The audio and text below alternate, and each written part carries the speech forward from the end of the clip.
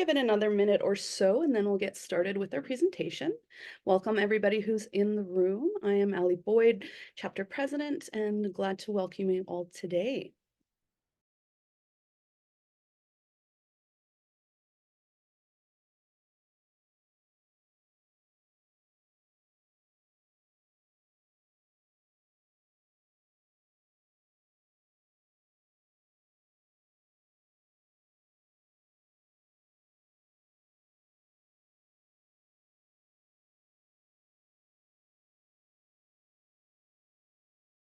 All right, so Andy, we'll likely have people continuing to arrive in the next few minutes, but we have a good group here now, so I think we shall begin as everyone's time is valuable. Welcome, CPRS members. Thank you for joining us today. I'm Allie Boyd, the chapter president. I'm thrilled to welcome a wonderful human, Andy Watson, to the mic today. I'll keep my introduction brief so we can get on to the presentation. I was fortunate to see a version of this at our national conference in Whistler. And on that note, I'll just plug that early bird rates are still available for this year's conference in Mont-Tremblant. And we have a conference grant available until, I believe it's 18th of February. You can apply to have your fees covered. So Andy Watson is formally on our board and has held numerous prominent communications roles in our community and is currently the Director of Communications for the Office of the Provincial Health Officer. Today, he's going to be talking to us about Media Relations 2.0, how to stand out in a crowded room. And on that note, I'll hand the mic over to Andy. Thank you. Great. Thanks so much, Ali. And I just want to recognize too the considerable effort that goes into planning things like this. And so thank you to you in your first term as president and for all the work that you're doing behind the scenes. It certainly is appreciated and doesn't go unnoticed. So thank you for all your work and to the board. As Ali said, presenting today on a really interesting topic, something that's near and dear to my heart as a former journalist, and that's about how we can sort of enhance or evolve our media relations practices. And yeah, I'm just excited to be here today. Off the top, I'd like to start with an acknowledgement to start us off in a good way. In my role, Ali mentioned, I'm the Director of Comms with the Office of the Provincial Health Officer. And one of the things that we've been doing is work in undoing and unlearning with regard to white supremacy and some of the colonial things that have happened in our profession, but also just across government and in society writ large. And I have the privilege of working with Dr. Danielle Bain-Smith, who's the Deputy Health Officer for Indigenous Health here in British Columbia. And she recently offered a team presentation. And one of the things I learned about was a little bit more of the history on the lands where I work, live, and play on Lekwungen territory. And something that really stood out at me was the importance of land acknowledgements, not only in the sake of reconciliation, but also to develop local knowledge and appreciation for where we are and the communities that we live in. And I took a quote from Dr. Bain-Smith's presentation, and it talks about the development of a modern city makes it more difficult to experience the landscape that is home to the Lekwungen. And there are messages in the landscape here, oral histories, surviving traditional place names, and the soil itself. And they are all ancient stories waiting to be told. And so as professional communicators or those with an interest in the communication space, I wanted to start in a good way with that sentiment and thought and consider, as we take away learnings from this, how do we apply reconciliation in our work on a daily basis? And as a white settler in a position of many privileges, I pulled this presentation together from Kasapsum territory, which is on Lekwungen territory. And I invite everyone to pause and reflect, and also invite you to share and acknowledge your territory where you're joining from today in the chat. So thanks, CM, and thank you. Media Relations 2.0. I'm not going to go over a long overview of who I am. There is a QR code if you want to connect with me if we don't know each other after. I'm more than happy to do that. But I think, as a past board member, I do really see a huge value and really appreciate the CPRS community. It certainly helps keep me informed and, that CPRS can do and help us with from a professional development standpoint. And I encourage you to continue to take part in these ongoing learning presentations because it's how we all get better in our practice. With so much change happening right now in the media landscape, I don't think I have to really get into detail on this point, but if you were to think back maybe 10 or 20 years to how you used to consume news, for me as a journalism student, I remember we used to get these news quizzes on a daily basis, and it would test our knowledge of how much we'd read the papers, watched the TV news the night before. But it was really a predictable habit of how we consumed our news, whether it was the 6 o'clock news or listening to CBC in the morning, or for those of you in Victoria, listening to CFAX, the predictability of when your newspaper would get delivered. And now think to today, how do you consume news? How did you consume news this morning? Did you get it on your phone? Did you get it through a digest? Did you get it through some sort of alert or feed being sent to your social media devices? We are in a position today from a communication standpoint where we really have to consider how much has changed in the way we consume news, because it changes the way that we provide communication support. And that's not just in media relations, although that's the focus of the talk today, but really it's from a media relations standpoint particularly, we have to be able to adapt to the technology and the ways that information is being shared with us. And so, like in the news world, where we're in a 24/7 digital space of content and a crowded market that challenges all of us as comms professionals to have our thing stand out, the way we look at the industry has changed. And even though traditional news values haven't, and what makes news hasn't shifted dramatically, we're now in a spot where we have an opportunity, and I would pose a challenge to all of us to continue to embrace this opportunity to stand out in a crowded room. And I think if we are to reflect on the fact that PR professionals outnumber journalists or freelancers 6 to 1, and that's data that came from last year's Muckrack State of Journalism report, I think it really forces us to think, wow, we're competing with a lot of other people to get our organization to stand out in this space. And so knowing that there's fewer reporters, one of the things I'm going to pose to you today is, could you do your work differently?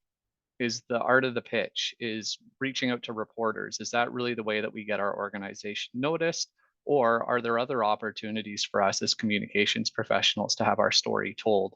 And we all work for organizations that do good work in the public space, and we all have goals and objectives that we're trying to meet.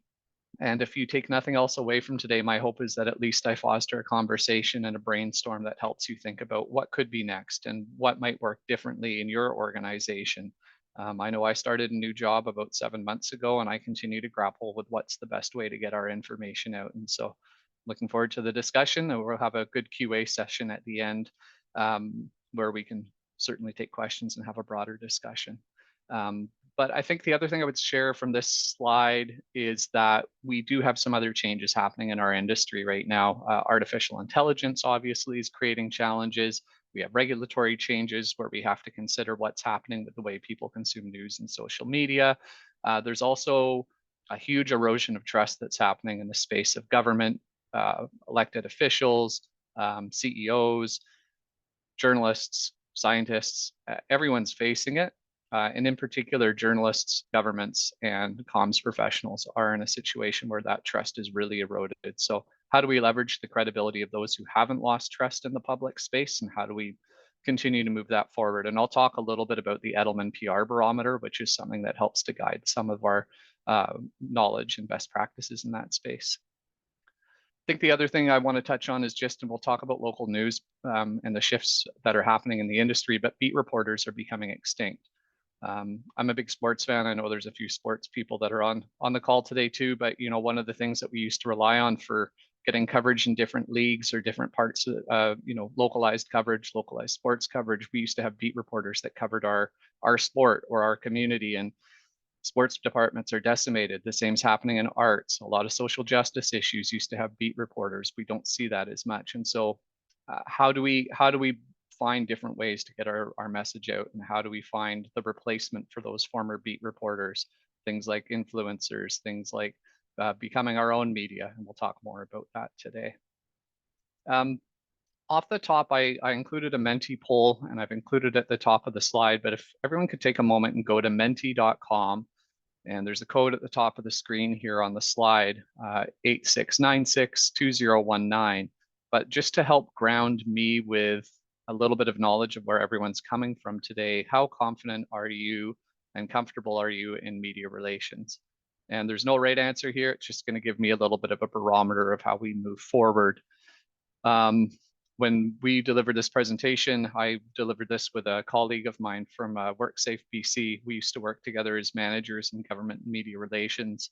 And Ali Skinner and I, when we first posed this, we were really surprised. We thought people that were coming to the presentation were going to be people that had lots of experience, and it really made us nervous going in. But we were able to actually present to a room of varied experience, and I'm seeing that right now on our mentee slide. It looks right now like for the most part, we've got a range of brand new to people that, excuse me, got a tickle in my throat, people that are seasoned pros in the industry. So that gives me good guidance as we go into the rest of this discussion. So thank you for that. And throughout the day, I should note too, at the bottom of the screen on the Menti poll, there is a little area here with a question and answer bubble. You're welcome to use that if you want to add a question in. You just click on the little box there and you'll have an opportunity to ask a question. On your screen, it'll look like this under the open QA function at the bottom. And I'll use that as a spot to go for questions later, but we'll also take folks off mic and off mute and have them chime in as well with questions. So, okay.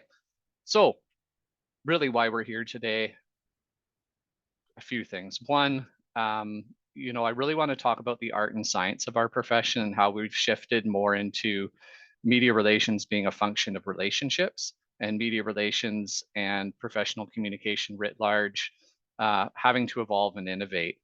And I really want to talk about that modern media relations strategy, encourage everyone here to think small and to be strategic. And we'll talk about some tactics that come into that. Also, how to get credibility in your own organization, socializing your role in your team so that you can achieve success. Big passion point for me is how to bypass the news gatekeepers and be your own media, and also how to be effective in proactive comms. How to briefly, and we won't get into too much detail here, this could be someone's PhD dissertation, but like the modern metrics and tactics around how we measure our success. And also I want to talk a little bit about how to forge new relationships with reporters and how to identify maybe folks that aren't what you would consider traditionally a reporter, and how to build relationships with those folks. So off the top, I mentioned the Edelman Trust Barometer. So for those that haven't seen it, I'm going to paste a link into the chat. But one of the things that I continue to learn in this space around how the public perceives professional communications and what that means for us in the industry. As I paste this link in the chat, you're welcome to download this report for yourselves. I'm sorry, I've very clearly not pasted the link. I pasted a screen grab of that, so I will try that again. But what I would maybe encourage everyone to do or to consider at the end of this as a takeaway is to look through this for your own organization and what it might mean for your organization. But for me, a couple of big standout pieces are the first piece around how governments, journalists, and business leaders have all seen an erosion of trust. Now, there was a slight gain for governments, but over the last decade, we've seen a huge shift away from trust. And so for us, in this whole misinformation, disinformation space, what does that mean for us as professional communicators? One of the things that, because of a dispersion of authority, there's been an increased reliance on having the need to consider third-party validators. So when you're building out a comms plan or you're considering a media pitch, who can help verify the information that you have? Because it's one thing for us as an organization to say, this thing is happening and here's why we think it's happening, but the need to have somebody there to provide credibility to what you're saying and validation is so important. And for those that worked in journalism, you'll remember journalists used to have this 3-source rule when they were putting a story together. Not only did they have to seek comment from the organization putting out the news, but they wanted to get comment from other people. And there was this hard and fast rule that you couldn't publish a story until you had 3 sources. Well, the 24/7 era of journalism and digital information has changed that.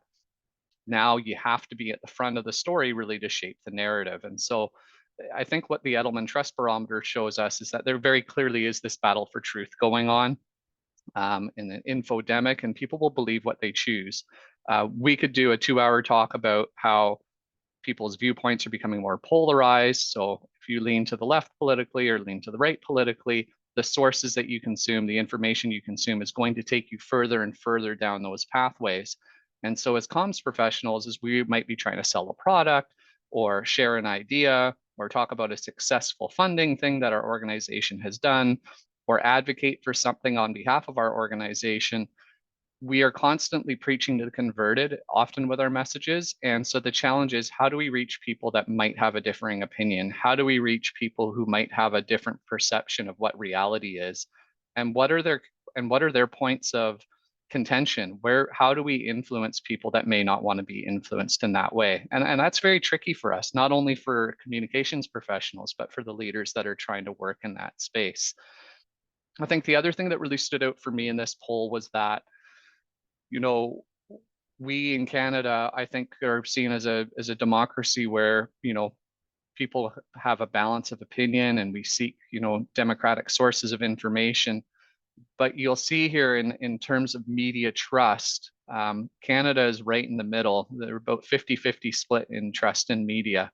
Um, the United Kingdom saw a 6-point decline year over year, whereas countries like China, which have state-owned media, went up.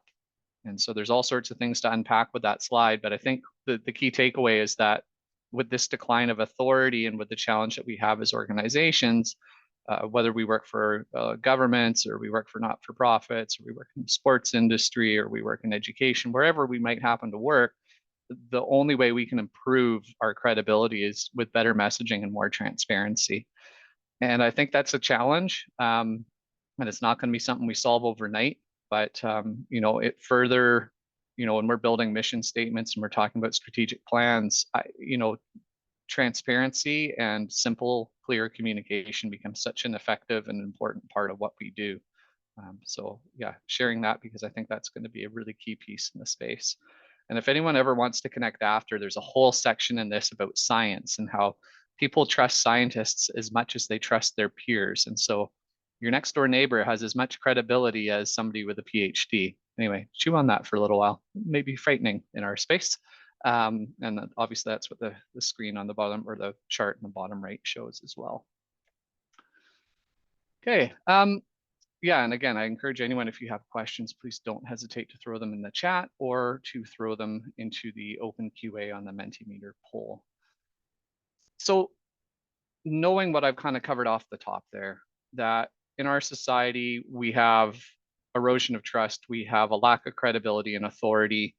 As comms professionals, how do we embrace these challenges and look for different solutions to them? And I think, yes, maybe as a consumer of news, we're all considering, well, what does this mean for society? What does this mean for democracy? How can we be better citizens in this space?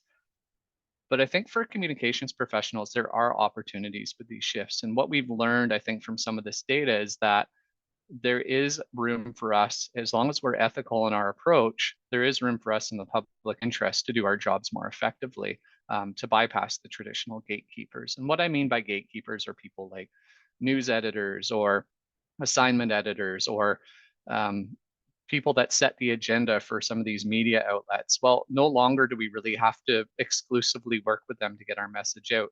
People are going to various different channels to get their information. And so what that means for us is there are opportunities to be different. With the number of niche publications that are out there right now, whether you work in government or you work in athletics or you work in education, I think it's identifying those niche markets and figuring out what publications work well for us. What are the people in my organization reading, and how do I build relationships with those reporters? One of the things about the niche market is it's the perfect audience for you. These are people that are going to be interested in your product. And so you can reach that specific audience, and you can obviously target your strategy for them, because you're going to have probably higher engagement, but also if you have a call to action, you'll probably have a higher conversion rate. And I think that helps with your brand, and it helps with the credibility of the organization you serve, because you're interacting with those who matter the most to your organization. The other beauty about this is that there's less competition. I work in the public health space, but I used to work for WorkSafe BC, and I can tell you workplace safety was very much a niche market, and it wasn't a crowded one. And those organizations that ran publications, whether they were magazines or websites or blogs, they were desperate for content. And so, yes, I know we all love to get the headline on the Globe and Mail website or the CBC website, or, you know, have somebody, in the community validate what we're saying on social media. But as important now are these niche publications, and sometimes mainstream media are using them as sources. So don't forget about the niche publication. These fragmentation opportunities are a real opportunity for us. I think the other thing I would say is that mainstream media, a lot of paywalls are going up. And so there's a challenge too of being seen by a wider audience. So something else you can consider with these niche publications is often they're free, they're easily accessible, and it's a way that you can really tell your story without a lot of interference or misinformation from potential critics. But again, I would say the only thing to consider there is making sure you're ethical in your approach, because as comms professionals, we have to consider that. A second opportunity really focuses on credibility and reputation. And I think this comes into relationship building. In a couple of slides, I'm going to speak more to this, but don't bypass the time and energy that you take to build relationships, because the return on investment for this can be significant. And I'll give a couple of examples about that. But I think really, like, journalists that are looking to build relationships with comms pros, because they don't have time now to attend press conferences in full, attend events, to go out and sniff for stories the way they used to. It's, they rely on the comms professional now more than ever. So developing that relationship is a huge opportunity. I think too, with the crowded media market, building relationships gives us the opportunity to deliver pitches in different ways, to build that credibility, to build that opportunity to tell our own story. And again, we can bypass the gatekeeper there. I think too, this also includes things like the opinion editorial space. It also includes tactics that we'll talk about, like the story in a box in a couple of slides, or an opportunity for us to be really good at targeted pitching and giving people what they need in one email. And I think the loss of local coverage really shows that there's going to be people in our community that want the local angle. So finding ways and different mediums for us to tell that story, so that we can localize content and really drive the message home for our communities and the people that are impacted in our own neighborhoods. At any rate, lots of opportunity here. We'll go back to that slide later on and review it as well to make sure we've covered everything. But I would argue, and I'm sure that we could have a long debate about this, but I would argue that modern media relations has shifted more into art than maybe 10 years ago, where science mattered. And that's not to say that science doesn't matter. We still have to show our bosses that we have metrics to show whether or not a campaign has been successful. We still obviously have to do reporting internally and externally. We have to continue to work on the hard skills, things like writing and CP style, Canadian press style, and how to use key skills like video cameras or audio recording devices or desktop publishing tools. That's never going to go away. But now the way that we deliver the information, the way that we be innovative, the socialization of our roles, these software curated skills, it's so important now, because this is how we stand out in a crowded world where journalists have less time to pick and choose. And so they will rely on the people they trust to help tell stories. Also, credibility as an organization and the art side of it and being innovative, we find different ways to get our message out into the universe. Briefly, just to kind of, for those that haven't followed this part closely, I just want to get everyone on the same page here, but we've seen a huge shift over the last 16, 17 years in the loss of local coverage, and the pandemic in particular in Canada was a big blow. And 49 print outlets were suspended or canceled. 67 media outlets overall, including radio and TV, were closed temporarily or permanently. And of that 67, 40 are still closed. We saw the CBC just a month ago cut 600 jobs and say they weren't going to renew or fill 200 vacancies. Another thing we're seeing in this space is that 89 Canadian local news publications in the first 8 months of last year Let's just let this settle for a second. 89 local Canadian news publications in an 8-month period last year shifted to online only. So these were publications that were printing, or they had a newscast that would be broadcast over TV or over radio. They've gone online only. And so that signals for us that we really have to look at the digital space as our opportunity to embrace media relations. And I think too, our news values haven't changed significantly, but as comms professionals, people want stories. Media seek conflict. That's what tends to drive ratings and tends to drive clicks. For us as comms professionals, it's telling that human story, really, so that the person reading it or watching it or consuming the news has an opportunity to really, I think, embrace what the essence of the story is. And if we can find a human face to it, I think it gives us a huge opportunity to be more relevant in this space. But what I would encourage everyone to do is maybe just pause and take a moment and think about, well, if I'm pitching a story tomorrow, do I know what the key news values are? Do I know how to embrace to make sure that journalists find this unique or interesting? I think this part hasn't changed, and I would love in the QA portion when we get there to have a discussion about, have we had any new news values come on board? And if so, what are those? But I think the one thing that we have seen is that even though the news values have remained the same, prominence is still important, having conflict, a bizarre angle, having visuals help to drive our coverage. The one thing that maybe has shifted is journalists will get stories no longer from a press release or from a press package. You remember, I'm sure early in our careers, we all were pulling kits together and stuffing these folders with a bunch of press material and goodies for media. I think that's gone. I don't think that's as effective as it used to be. And that's why we're going to talk about relationship building as a key function in this area. But we have to outthink the gatekeepers and bypass approval processes and effectively become our own media.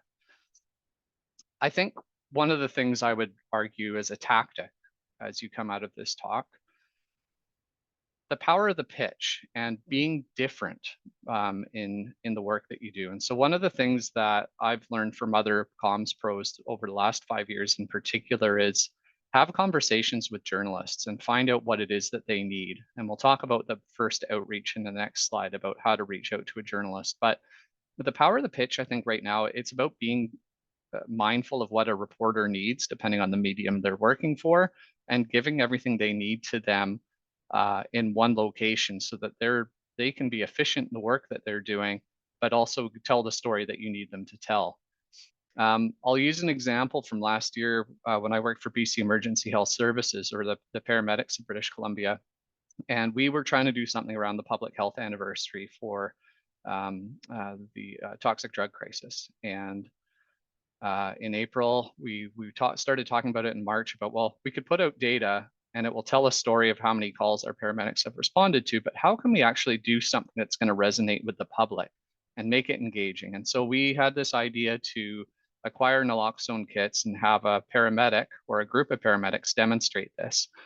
I worked in an agency that had to get news releases approved by a centralized government body, and we wanted to bypass that process because we didn't want there to be any controversy or thought that they could control the message. And so one of the things we did to bypass that approval process is we just did a pitch.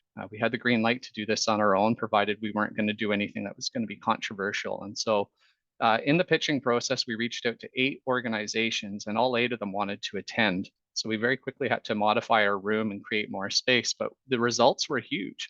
We had a huge uptake in coverage, both at the local, provincial, national, and international level. And I think a key to this and being different is we gave media unique access to tell the story they needed to tell. And we took some risks in doing it, provided some spokespeople that maybe were less comfortable or less experienced being on media, but provided multi-language spokespeople so that different outlets could tell the story. And at the end of the day, our goal was to have coverage of people showing the efficacy of naloxone kits, how to get a naloxone kit, but also how paramedics were being disproportionately impacted by this crisis, maybe related to other professions, and how as a society we can all be better about doing our part to help people who use drugs. And I think it really underscored and helped to reduce some of the stigma around people that can carry naloxone kits, how to get a naloxone kit, But I think it also really created an opportunity to have conversations about people who use drugs and to do it in a dignified way. And it wasn't just a data story, it ended up having a broader conversation. There were 6 live interviews that resulted from that. So again, I think finding ways to meet reporters and directly meet their needs. The story in a box is a great example of this. And so this is a situation where you have a story that your organization wants to tell, and basically you're delivering everything to a reporter in one email or one outreach. And it's you pull all this together within your own space and your own time, create a list of reporters who you think might be interested, and then you deliver the package. And so this is an example from my time at WorkSafe BC. Ali and I worked on this pitch about we publish these workplace fines every quarter on our website in less detail every month, but every quarter we got into more detail.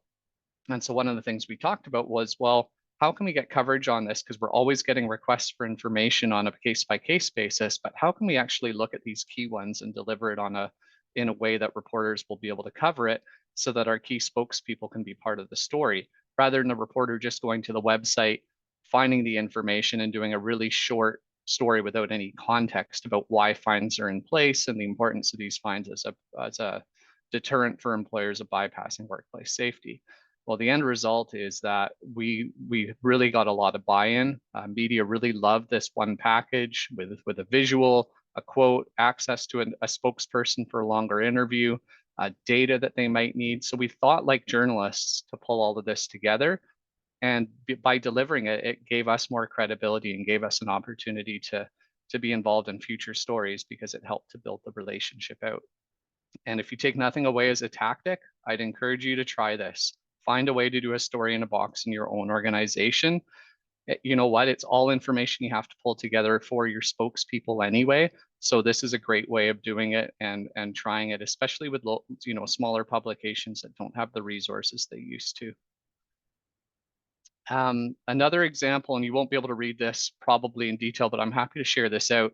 One of my colleagues at Fraser Health, Carrie Stephenson, sent out an email. She didn't have time to run something through the approval process, but she heard about somebody that was doing some work about decluttering after the holiday season, how clutter led to more mental health issues. And so they did this pitch, and a day later they posted something to their website.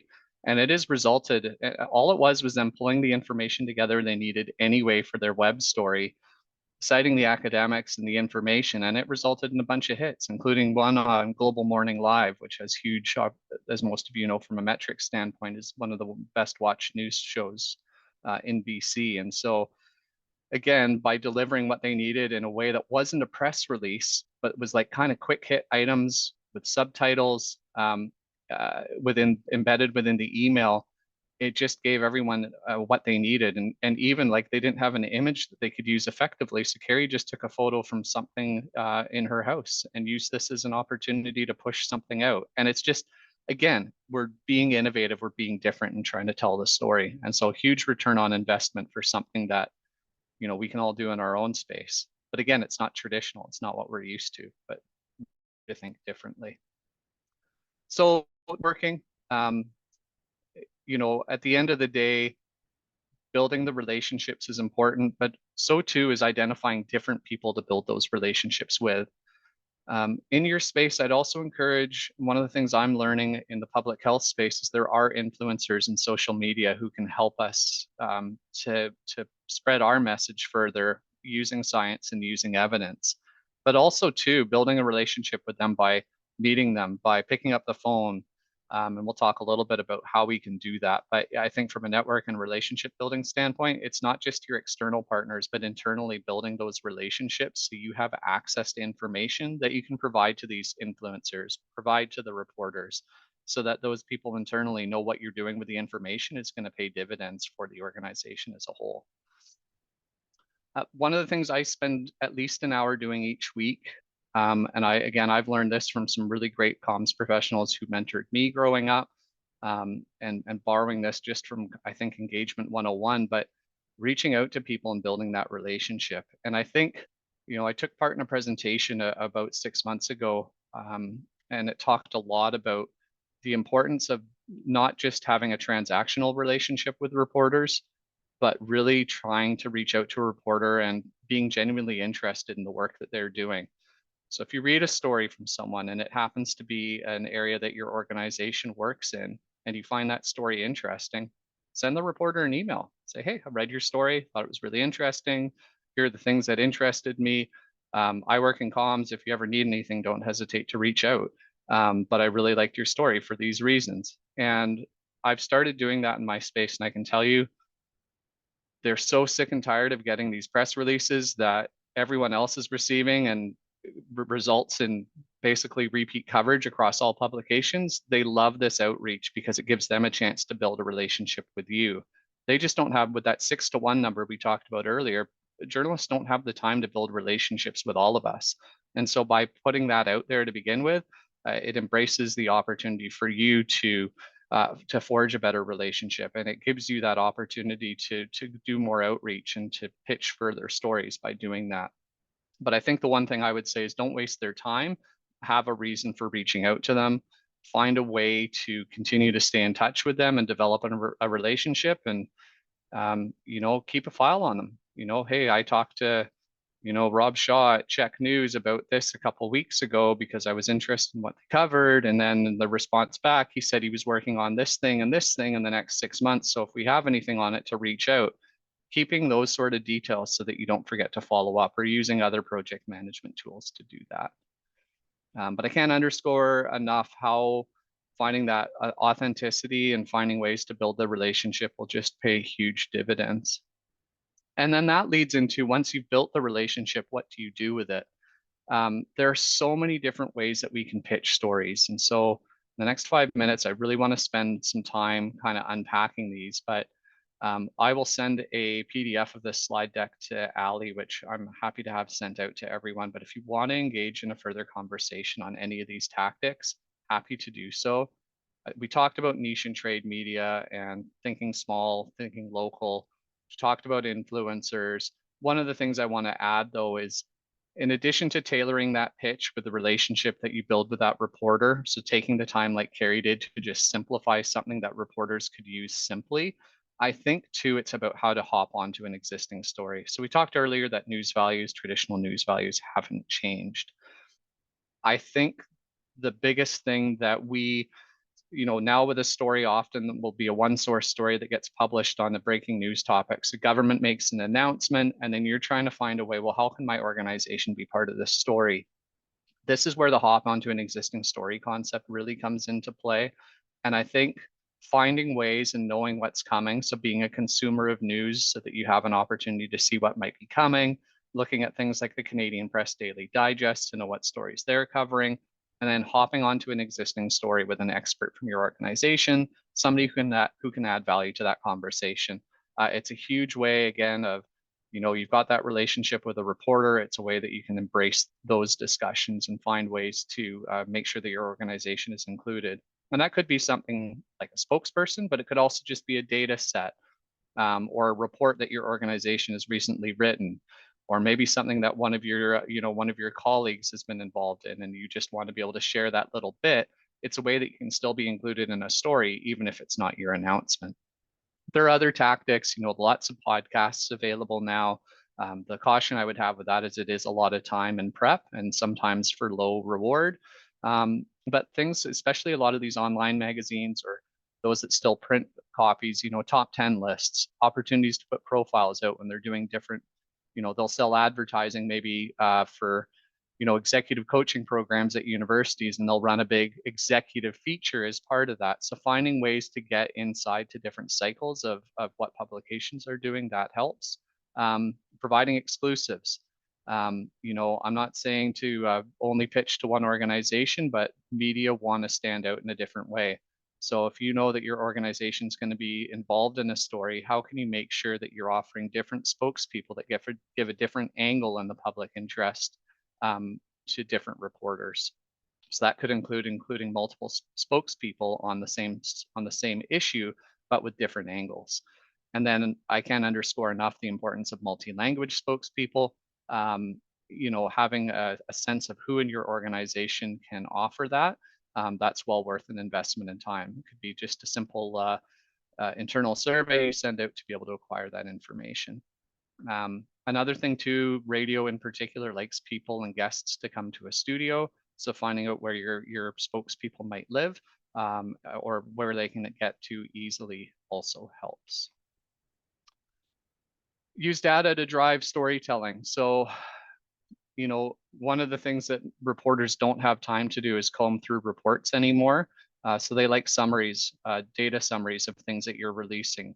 Again, this is where you can hop onto an existing story, but finding ways to be able to tell a story, you know, using your data that can then humanize a situation or humanize an issue. So the data is your news touch point to get inside to into the media organization, but then finding ways to help to amplify that. And maybe too, you know, you see a public debate going on in something where your organization can provide data. That's another way to hop onto a story with data to really attach your brand to something that's happening. You know, every year the BC Coroner Service releases its drug death annual data. And two of the organization I've worked for in the past, we found ways of using our data to get into that story. And even though it wasn't our release, we were able to provide our side of the story and provide additional coverage. And so with the paramedics at BC EHS, this was a really big way for us to help have our story told by showing the impact on paramedics. It wasn't just an unfortunate number of people that continue to die in our province from the toxic and unregulated drug supply, but also the toll, a mental health toll that was happening with first responders. And my role was to try and help tell that story with data for paramedics and then providing paramedics to do interviews. So that is a way that you can get your organization included. And I think too, another tactic I'd encourage you to look at is repurposing content and amplifying it. And so if you do get your spokespeople in an interview, find ways to not only share that to build internal awareness so that people know they see the work that you're doing from a comms standpoint, but also finding ways to amplify it on your channels so that people can see the credibility of your organization in the public space. I do some consulting for some sport organizations. And one of the things that I've encouraged them to do is provide more visuals because media across the board are starving for photos. Again, fewer reporters, fewer journalists, it's harder for them to get unique viz. So making sure that there's access to be able to get photos or information from your event, that's become such a huge part of, especially in niche areas like sports and arts, the not-for-profit sector. It's become harder and harder for media to do those stories because they need visuals to do it, but they don't want to keep running a stock image. So how can you provide them something that's news, even if it's not a high quality photo? I mean, I'm not a photographer.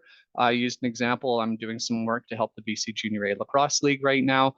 And this is an example of them taking a photo I took at a draft, and they simply took that photo and reran it in their publication. And it didn't take any extra effort. You just had to be there and be able to provide it in this space.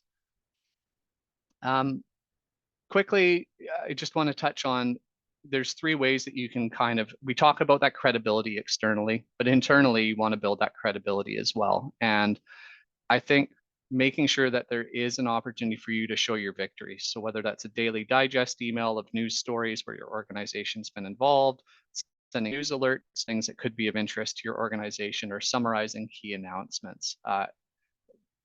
It's a way that you can get a seat at the table and people can recognize that work that you're doing on a daily basis. You can present to other departments, you can schedule regular coffee meetings with key directors or subject matter experts in your organization to make sure that you're getting information from them as well, that you can then get to the media, and then you take those media stories and show them back to your organization. You could also create a story committee or an issues committee so that you're getting that input from your organization. But again, don't forget about reporting back to them because that is such an important part of this so they see your value. Just quickly show this slide, but again, when it comes to pitching, that one-to-one email approach is so important. And whether you're doing a story in the box tactic, you're hopping onto an existing story, or you're trying to humanize the story and get that out there, one-to-one email or a one-to-one phone call is the best way to reach reporters. But in that initial coffee meeting you have with them, or when you're first introducing yourself, take the time to find out how they want to be contacted and how frequently they want to be contacted.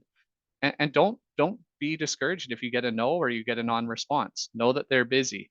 55% of people don't care which day they get pitched, but a lot of people like it on a Monday so they can plan ahead and pitch early in the day, because a lot of these editorial meetings and decision making gets done before noon. I would even argue before 10 a.m. Pacific time, especially if you're trying to get your story told nationally. And then the 76% piece is just about the exclusive. It does show that exclusives work, but remember, there's also some ethical considerations to have as part of that. So yeah, I think we've covered the key goals. What I'd like now, if folks could, there's a Menti poll, and I'd love to hear, there's probably some tactics we haven't covered. I'd love you to just go into Menti and maybe it's just type in what media relations tactics you use if we haven't covered them today, or what new media relations tactics from today's presentation can you start using today? And I'll give folks a minute to do that. Reminder that the code is 86962019 at menti.com.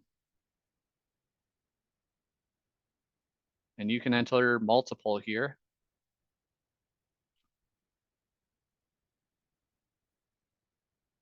So I'm seeing the first few responses: hyper-local, relationship buildings, more visuals.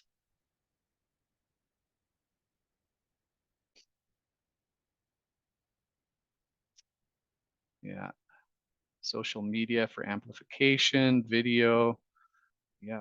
Yeah, and social media too. I think one of the things that we've seen so much is a reporter will be covering a story and they'll do their initial story, and then somebody will provide comment on it using their social media channels, whether it's Threads or Facebook or TikTok.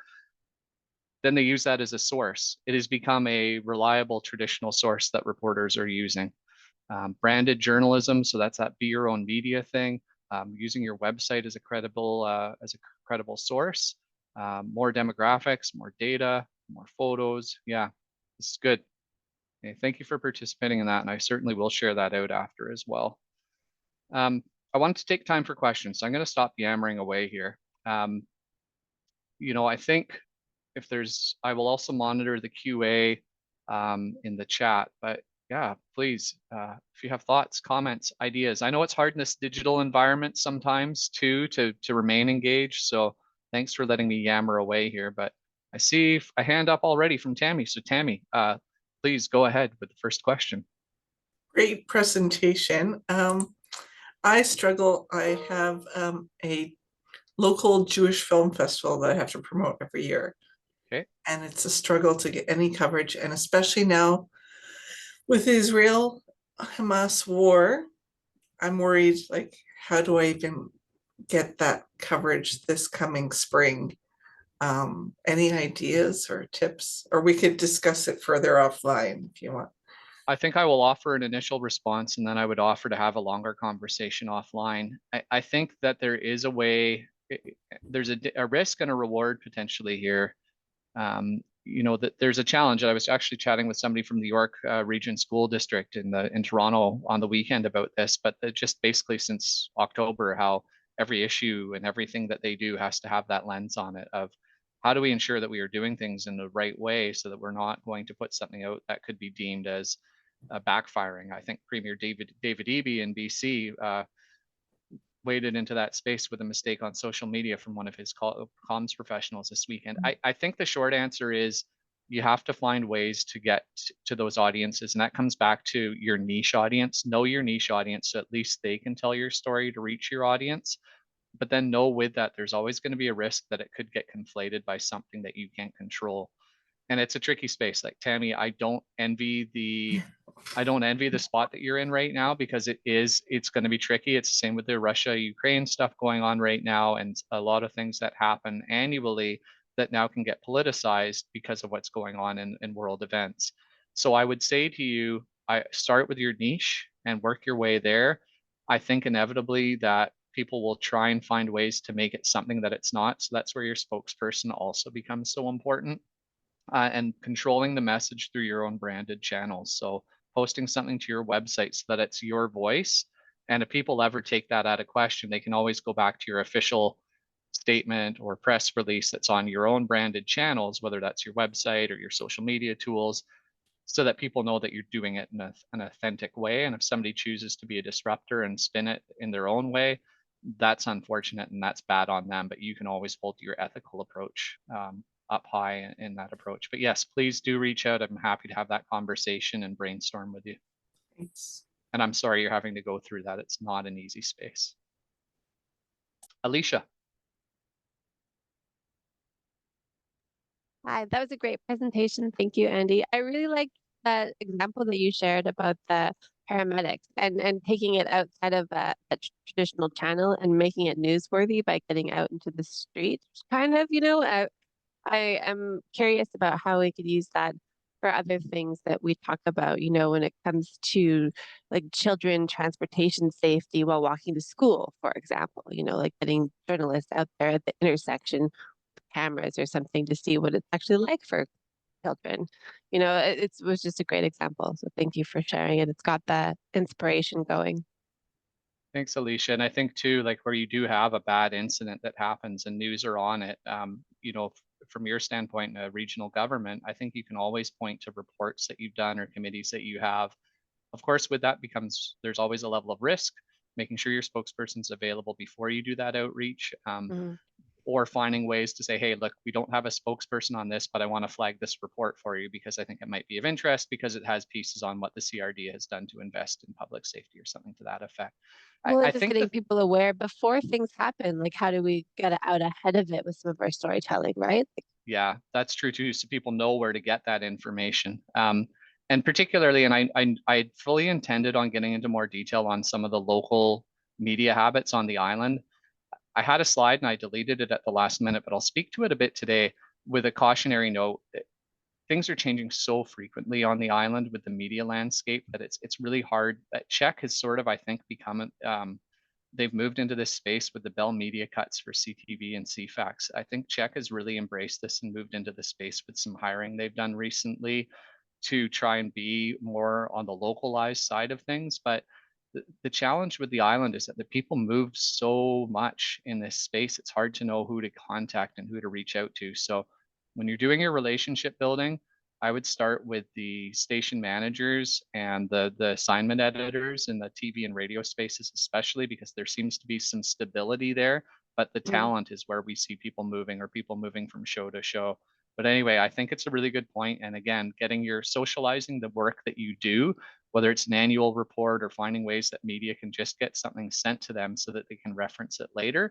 And then you can always say, hey, as we sent you, 6 months ago, just a reminder, here's a report that you can leverage and access. Those are great suggestions. Yeah.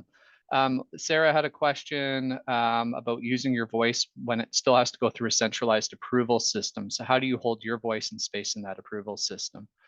I am going to deny this later, but I'm going to say, make mistakes and ask for forgiveness later is my first comment. Approval processes are there so people ultimately, the main reason is that people aren't caught off guard. So as long as you are socializing what you're doing, or you can say, we were responding to, I had a conversation with a reporter. They don't need to know how that conversation started. You can just say, yeah, I was having a conversation with a reporter and they were interested in this. It might be that you reached out to that reporter and you started that pitch process with them. But that's a way that you can get through those processes sometimes that are a little bit more rigid.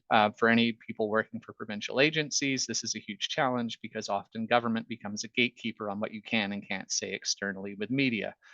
That's where the pitch becomes such an important piece. And I think as long as you are measuring the potential risk, so if it could backfire on you, just knowing that the reward is worth the risk. So making sure that you're making those strategic decisions, letting your managers or your directors or your bosses know what you're doing as well. So they're comfortable with you in that space. But I think at the end of the day, you hold your voice in that system by saying, hey, I'm not doing this through a news release. I just wanted you to have the actual relevant information. And I'm more than happy to chat more in detail about that, Sarah, because it is a really good question. Irene, you have your hand up and then I'll go back to the chat. Thanks very much. Awesome presentation. My question is in the context of First Nations government. I work for Uafluk Tribal Council. And so far, my experience with the media has been largely just around when there's court case decisions that come down for some of the nations that were in a case against Canada for their Aboriginal fishing rights. But in being this presentation, I thought I've never tried to use the media for my fundraising efforts, which is another large part of my job. I raise money for science camps for Indigenous kids in remote communities. And so is it appropriate even, or is it like a thing that's done to pitch to media the importance of these camps, and then maybe use an influencer if I could get them on board to talk about why it's important for you to donate to these science camps? I mean, I think ethically you're asking the right question. I would just say separate it. So if you get a request or you're in a space where you're dealing with a current issue, deal with that issue, and then in a subsequent day, hey, thanks for the coverage. I just wanted to check in and make sure you had everything you needed. Also, you might be interested in this thing that we're doing. We're fundraising for science camps for Indigenous youth. You know, I would love to work with you to help tell that story. You know, if you're interested, let's have a call now. If not, I can follow up with you in a couple of weeks. That sort of thing, I think that comes back to the relationship building side of it. If nothing else, they just won't get back to you. But I think more often than not, that's the kind of story building and relationship building that they want too. If I was still working in this space where it's 6 to 1, I'd leverage that. You know, the advantage to a journalist now is there are comms pros out there that can help them do their work. So I think ethically you're okay to do that. I think it's an important consideration, and I think it's great that you're considering that, because I know not everyone in the profession would, but it's good that you're looking at it that way. The other thing, and I mean, I think it's like the same ethical dilemma of I've just sent out this press release and a reporter's covered it verbatim. Even though it's your words, like, is it okay for them to just copy and paste it and use it as their content? I mean, I know there are reporters that are in that space too. So there's give and take in this relationship. And that's why it is a professional relationship. And it's so important, I think, that we're all doing our part ethically in this space. But to your point, I think it's okay as long as you're separating it. And even if you didn't separate it, just recognizing too that you may not get return on that, but maybe it's something that you planted to see and you could follow up on it in the weeks ahead. I don't know if that answers the question, but happy to chat more about it. No, that's awesome. Thanks, Andy. You're welcome. Yes, I can share the email if you want to send, I think it's Pam. But if you want to share your email in the chat, I'll make sure I write it down and I can send you Carrie's email so you can see that pitch.